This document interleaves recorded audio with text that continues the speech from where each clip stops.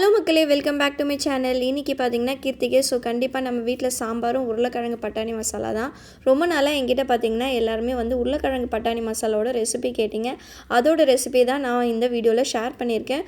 So மறக்காமல் ஃபுல்லாக வீடியோவை பாருங்கள். பார்த்துட்டு நீங்களும் ட்ரை பண்ணி பார்த்துட்டு எப்படி இருக்குன்னு சொல்லுங்கள். வீடியோக்குள்ளே போகிறதுக்கு முன்னாடி மறக்காமல் நம்மளோட சேனலை சப்ஸ்கிரைப் பண்ணிக்கோங்க, லைக் பண்ணுங்கள், ஷேர் பண்ணுங்கள். வாங்க இப்போ போகலாம். உருளைக்கிழங்கு பட்டாணி மசாலா செய்யறதுக்கு ஃபஸ்ட்டு உருளைக்கிழங்கு வந்து வேக வச்சுக்கலாம். நான் வீட்டுக்கு செய்யும்போது பார்த்திங்கன்னா உருளைக்கிழங்கு எப்போவுமே வந்து பருப்போடு நான் வந்து வேக வச்சுருவேன். ஒரே ஒரு விசில் தான் வைப்பேன். ஏன்னு பார்த்தீங்கன்னா பருப்பு ஏற்கனவே கொஞ்சம் நேரம் ஊற வச்சதுனால ஒரு விசில் வச்சாலே வந்து கரெக்டாக இருக்கும். இப்போது நம்ம உருளைக்கிழங்கு பட்டாணி மசாலாவுக்கு செய்ய தேவையான பொருள் என்னென்னா பார்த்தீங்கன்னா கடுகு உளுத்தம் பருப்பும், அது கூட பார்த்திங்கன்னா சோம்பு 1/2 டேபிள் ஸ்பூனும், ஒரு 4-5 பல் பூண்டை வந்து இந்த மாதிரி நசுக்கியோ இல்லை கட் பண்ணியோ வச்சுக்கோங்க. உருளைக்கிழங்கு வேக வச்சதை வந்து கட் பண்ணி வச்சுருக்கேனால அது கூடவே கொஞ்சமாக வெங்காயம், கருவேப்பிலை, கொஞ்சமாக ஒரு அரை தக்காளி தான் எடுத்திருக்கேன், பெரிய தக்காளியில்.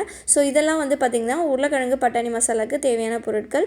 வாங்க இப்போ நம்ம எப்படி செய்யலான்னு பார்க்கலாம். இப்போ ஒரு பேனில் கொஞ்சமாக எண்ணெய் ஊற்றிக்கோங்க. எண்ணெய் ஊற்றி அது நல்லா சூடானதும் கடுகு, உளுத்தம்பருப்பு, சோம்பு, பூண்டு இது எல்லாமே பார்த்திங்கன்னா எண்ணெயில் சேர்த்துடலாம். சேர்த்துட்டு அது நல்லா பொரிஞ்சு நம்மளோட பூண்டும் பார்த்திங்கன்னா நல்லா பொன்னிறமாக வதங்கினதும் அதுக்கப்புறம் நம்ம வெங்காயம், தக்காளியில் சேர்த்துக்கலாம். ஸோ இப்போ லைட்டாக எண்ணெயிலே நல்லா வந்து வதக்கிக்கோங்க. இந்த உருளைக்கிழங்கு பட்டாணி மசாலாவில் சோம்பும் பூண்டும் சேர்க்கறதுனால அதோட டேஸ்ட்டே வந்து சூப்பராக இருக்கும். நீங்கள் இது ஸ்டார்டிங்லேயும் போடலாம், இல்லை கடைசியாக உருளைக்கிழங்கு எல்லாம் செஞ்சு முடிச்சுட்டு லைட்டாக வந்து பூண்டை இடித்து கொஞ்சம் சோம்பு அது கூட போட்டு நல்லா இடித்து மேலே தூவி விட்டு கலந்து விட்டு அடுப்பையும் ஆஃப் பண்ணிக்கலாம், உங்கள் இஷ்டம் தான். இப்போ நம்ம கட் பண்ணி வச்சுருக்க வெங்காயத்தை ஆட் பண்ணிக்கலாம். பூண்டு உங்களுக்கே பார்த்தா தெரியும், நல்லா இந்த அளவுக்கு பொன்னிறமாக வதங்கினா போதும். இப்போ கட் பண்ணி வச்சுருக்க வெங்காயத்தையும் இது கூட சேர்த்துக்கிட்டு நல்லா வந்து வதக்கிக்கோங்க. நம்மளோட வெங்காயமே பார்த்திங்கன்னா கொஞ்சம் பொன்னிறமாக நல்லா வதங்கணும். ஸோ இப்போ நல்லா வதக்கிக்கோங்க. இப்போ நம்மளோட வெங்காயம் நல்லா பொன்னிறமாக வதங்கினதும் அது கூடவே நான் கட் பண்ணி வச்சுருக்கேன் அரை தக்காளி, ஒரு தக்காளியில் பாதி தான் போட்டிருக்கேன். அது ஒரு டேஸ்ட் கொடுக்கறதுக்காக மட்டும்தான் அந்த தக்காளி ஆட் பண்ணுறேன். ஸோ இதையும் ஆட் பண்ணி வந்து தக்காளியை நல்லா வந்து ஒரு 2-3 நிமிஷம் நல்லா வந்து வதக்கிக்கோங்க. இது கூடவே இப்போ நம்ம பட்டாணி வந்து ஆட் பண்ணிக்கலாம். இப்போது நான் இன்றைக்கி யூஸ் பண்ணுற பட்டாணி வந்து ஃப்ரோசன் பட்டாணி தான். இங்கே வந்து ஃப்ரோசன் பட்டாணி தான் வந்து கிடைக்கும் அதிகமாக. ஸோ ஃப்ரோசன் பட்டாணியை வாஷ் பண்ணி வச்சுருக்கேன். அதையும் இது கூட கொஞ்சமாக சேர்த்து இப்போ 1/2 கிலோ உருளைக்கிழங்கு போடுறீங்கன்னா 50 கிராம் பட்டாணியே வந்து போதும். 50 கிராம் ஒரு 100 கிராமே போதும். நிறைய பட்டாணி சேர்த்திங்கனாலும் உங்களுக்கு ஒரு மாதிரி இருக்கும். ஸோ கொஞ்சமாக சேர்த்துக்கோங்க, டேஸ்ட் நல்லாயிருக்கும். கூட கொஞ்சம் உப்பு சேர்த்து அந்த பட்டாணிக்கு மட்டும் தேவையான அளவு உப்பு சேர்த்து நல்லா வந்து ஆயிலே 2-3 நிமிஷம் வந்து நல்லா வந்து வதக்கிக்கோங்க. இப்போ நம்ம பட்டாணி உப்பெல்லாம் சேர்த்து நல்லா வதக்கி ஒரு 3 நிமிஷம் இருக்குங்க. இப்போ இந்த ஸ்டேஜில் நம்ம வேக வச்சு கட் பண்ணி வச்சுருக்க உருளைக்கிழங்கு சேர்த்துக்கலாம். உருளைக்கிழங்கு சேர்த்து லைட்டாக கலந்து விட்டுட்டு இப்போ மசாலா ஆட் பண்ணிக்கலாம். மசாலாவுக்கு நான் 2 மசாலா தாங்க. ஒன்று வந்து வெறும் மிளகாத்தூளும், அது கூடவே பார்த்திங்கன்னா குழம்பு மிளகாத்தூள். இந்த 2 மிளகாத்தூள் தான் வந்து நான் வந்து யூஸ் பண்ணிகிட்ருக்கேன் இந்த உருளைக்கிழங்கு பட்டாணி மசாலாவுக்கு. குழம்பு மிளகாத்தூள் வந்து எனக்கு இந்தியாவிலேருந்து அம்மா அரைச்சி விட்டு கொடுத்தாங்க.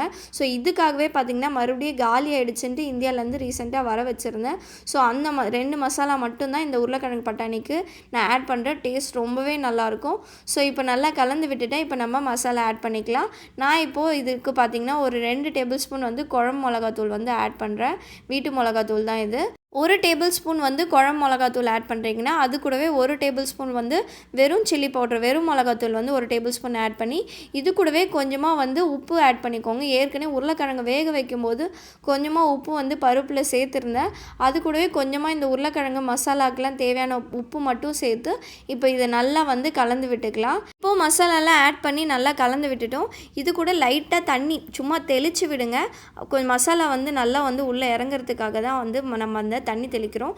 லைட்டாக வந்து தண்ணி தெளித்து நல்லா கலந்து விட்டுட்டு இப்போ நம்ம என்ன பண்ண போகிறோன்னு பார்த்திங்கன்னா அடுப்பை வந்து மீடியம் ஃப்ளேமில் வச்சு தட்டு போட்டு ஒரு 10 நிமிஷம் க்ளோஸ் பண்ணி வச்சிடலாம். எதுக்காக அப்படி பண்ணுறோன்னு பார்த்திங்கன்னா நம்ம ஆட் பண்ணுறோம்ல அந்த மசாலா, அதில் இருக்க பச்சை வாசனை வந்து போகணும். அதுக்காக தான் தட்டு போட்டு ஒரு 10 நிமிஷம் வந்து அடுப்பை மீடியம் ஃப்ளேமில் வச்சு க்ளோஸ் பண்ணி வைக்கிறோம்.